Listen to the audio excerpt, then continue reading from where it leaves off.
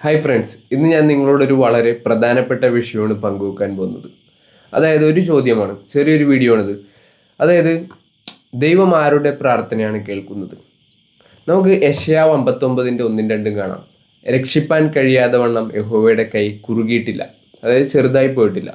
കേൾപ്പാൻ കഴിയാതെ വണ്ണം അവൻ്റെ ചെവി മന്ദമായിട്ടുമില്ല. നിങ്ങളുടെ അകൃത്യങ്ങൾ അത്രയും നിങ്ങളെയും നിങ്ങളുടെ ദൈവത്തെയും തമ്മിൽ ഭിന്നിപ്പിച്ചിരിക്കുന്നത്. നിങ്ങളുടെ പാപങ്ങൾ അത്രേ അവൻ കേൾക്കാതെ വണ്ണം അവൻ്റെ മുഖത്തെ നിങ്ങൾക്ക് മറയ്ക്കുമാറാക്കിയത്. ഈ ഒരു വാക്യങ്ങളിൽ നിന്നും പിന്നെ പുതിയ നിയമത്തിൽ യോഹന്നാന്റെ സുവിശേഷത്തിലും എല്ലാം വളരെ വ്യക്തമാണ്, ദൈവം പാപിയുടെ പ്രാർത്ഥന കേൾക്കുന്നില്ല. അപ്പോൾ പിന്നെ എങ്ങനെയാണ് പ്രാർത്ഥിച്ചു കഴിഞ്ഞാൽ നമ്മൾ രക്ഷിക്കപ്പെടുന്നത്? അല്ലെങ്കിൽ പ്രാർത്ഥിച്ചു കഴിഞ്ഞാൽ ദൈവം നമ്മുടെ പാപങ്ങളെ ക്ഷമിക്കുമോ? ഒരിക്കലും ക്ഷമിക്കില്ല. ബൈബിൾ പ്രകാരം ഒരിക്കലും അങ്ങനെയല്ല നമ്മളെ കാണിക്കുന്നത്. ബൈബിൾ പ്രകാരം ഒരു വ്യക്തി പാപമോചനം ലഭിച്ചതിന് ശേഷം മാത്രമാണ് അവൻ്റെ പ്രാർത്ഥനകളെ ദൈവം കേൾക്കുന്നത്. അതായത് നമുക്ക് കാണാം അപ്പോസ്തല പ്രവൃത്തി. അതായത് ഒന്നാമത്തെ കാര്യം നമ്മൾ മനസ്സിലാക്കേണ്ടത്, നമ്മൾ പുതിയ ഉടമ്പടിയും കീഴാണ്. പല ആൾക്കാരും ക്രൂശിലെ കള്ളൻ്റെ കാര്യമൊക്കെ പറയും.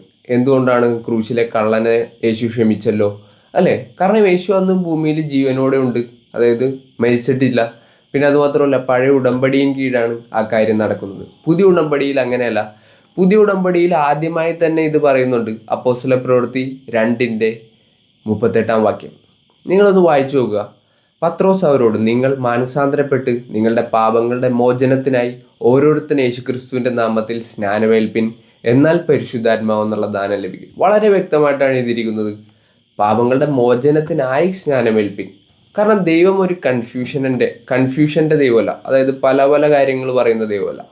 അതായത് ഒരാൾക്ക് പാപമോചനം ചെയ്യാൻ പ്രാർത്ഥിക്കാൻ, അല്ലെങ്കിൽ വേറൊരാൾക്ക് സ്നാനമേൽക്കാൻ, അല്ലെങ്കിൽ വേറൊരാൾക്ക് വേറൊരു രീതിയിൽ, അങ്ങനെ ഒരിക്കലും ദൈവം ഒരാൾക്ക് കുമ്പസരിക്കാൻ അങ്ങനെ ഒരിക്കലും ദൈവം പറയുകയില്ല. ദൈവം ഒരു വഴിയേ വെച്ചിട്ടുള്ളൂ.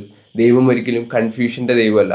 അതുകൊണ്ട് തന്നെയാണ് അപ്പോസ്തല പ്രവൃത്തി 22:16 പൗലോസ് അപ്പോസ്തലൻ പോലും ശൗലായിരുന്ന കാലഘട്ടത്തിൽ അവൻ യേശുവിനെ കണ്ട്, യേശുവിൻ്റെ അതായത് ഒരു ശിഷ്യൻ എന്ന് പറയുമ്പോൾ യേശുവിനെ ഫോളോ ചെയ്തിരുന്ന അനന്യാസ് എന്ന ഒരു ശിഷ്യനെ യേശു പൗലോസിൻ്റെ അടുത്തേക്ക് അയക്കുന്നുണ്ട്, അതായത് ശൗലിൻ്റെ അടുത്തേക്ക് അയക്കുന്നുണ്ട്. ശൗലിനോട് അവിടെ പറയുന്നുണ്ട് പ്രവൃത്തികൾ, അപ്പോസ്തല പ്രവൃത്തി 22:16 ഇനി താമസിക്കുന്നത് എന്ത്? എഴുന്നേറ്റ് അവൻ്റെ നാമം വിളിച്ച് പ്രാർത്ഥിച്ച് സ്നാനമേറ്റ് നിന്റെ പാപങ്ങളെ കഴുകിക്കളയുക. അപ്പോൾ നമ്മുടെ പ്രാർത്ഥനകൾ ദൈവം കേൾക്കണമെങ്കിൽ ആദ്യം നമ്മുടെ ജീവിതത്തിൽ നിന്ന് നമ്മുടെ പാപങ്ങളെ കഴുകിക്കളയണം.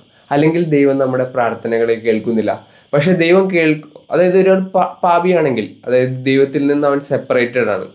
ആ സെപ്പറേറ്റ് ആയിരിക്കുന്ന സമയത്ത് ദൈവം കേൾക്കുന്ന ഒരു പ്രാർത്ഥന എന്തായിരിക്കും എന്നറിയോ?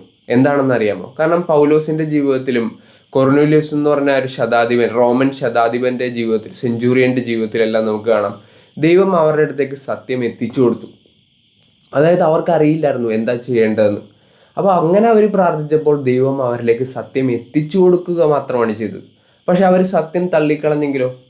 അതായത് പത്രോസ് കൊർന്നേലിയോസിന്റെ വീട്ടിൽ ചെന്നപ്പോൾ കൊർന്നേലിയോസ് പറയുകയാണ്, എനിക്കതിൻ്റെ ആവശ്യമൊന്നുമില്ല, ദൈവം ഓൾറെഡി എൻ്റെ പ്രാർത്ഥന കേൾക്കുന്നുണ്ട്, അതുകൊണ്ടാണല്ലോ എനിക്കൊരു ദൂതൻ പ്രത്യക്ഷപ്പെട്ടത്. അങ്ങനെ പറയുകയായിരുന്നെങ്കിൽ കൊർന്നേലിയോസിന്റെ പ്രാർത്ഥന പിന്നെ ദൈവം കേൾക്കുമോ? ഇല്ല. അതുപോലെ ശൗലിനോട് പറയുകയാണ്, എഴുന്നേറ്റ് നിന്റെ പാപങ്ങളെ കഴുകി കളയാൻ തക്കവണ്ണം സ്നാനമേറ്റ് നിന്റെ പാപങ്ങളെ കഴുകിക്കളയുക. അങ്ങനെ പറഞ്ഞപ്പോൾ പൗലോസും പറയുകയാണ്, ഞാൻ ഇങ്ങനെ യഹൂദന്മാരിൽ നിന്ന് ജനിച്ച യഹൂദനാണ്, പരീശനാണ്, ഞാൻ ഇങ്ങനെയുള്ള കുറേ കാര്യങ്ങളൊക്കെ ചെയ്യുന്നുണ്ട്, ന്യായപ്രമാണമാണ് എൻ്റെ വലിയ കാര്യം. അങ്ങനെയൊക്കെ പറയുകയാണെങ്കിൽ പൗലോസിൻ്റെ പാപം കഴുകിക്കളയാൻ പറ്റും? ഇല്ല. പിന്നെ പൗലോസിൻ്റെ പ്രാർത്ഥനകൾ പോലും ദൈവത്തിന് കേൾക്കാൻ കഴിയില്ല.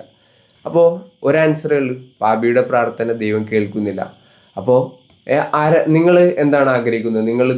അതായത് നമുക്ക് ദൈവത്തോട് പ്രാർത്ഥിക്കണം. ദൈവം നമ്മുടെ പ്രാർത്ഥനകൾ കേൾക്കാനായിട്ടാണ് നമ്മൾ ആഗ്രഹിക്കുന്നത്, അല്ലേ? ഞാനും ആഗ്രഹിക്കുന്നു. അതുകൊണ്ടാണ് ഞാൻ സുവിശേഷം അനുസരിച്ചത്. 1 പത്രോസ് 3:21. പിന്നെ അതുപോലെ ഞാൻ ഡിസ്ക്രിപ്ഷനിൽ വീഡിയോസ് ഇട്ടേക്കാം, നിങ്ങൾക്ക് കണ്ടു നോക്കാം എങ്ങനെയാണ് പുതിയ ഉടമ്പടിயின் പ്രകാരം, പുതിയ നിയമപ്രകാരം ഒരാൾ രക്ഷിക്കപ്പെടേണ്ടത്, ഒരാൾ പാപമോചനം ലഭിക്കേണ്ടത്. ആ പാപമോചനം ലഭിച്ചതിന് ശേഷം മാത്രമാണ് ദൈവം നമ്മുടെ പ്രാർത്ഥനകളെ കേൾക്കുന്നത്. ഈ ഒരു കാര്യം നിങ്ങളെ ചിന്തിക്കുവാൻ ഇടയാകട്ടെ. ഞാൻ അതിനുവേണ്ടി പ്രാർത്ഥിക്കുന്നു.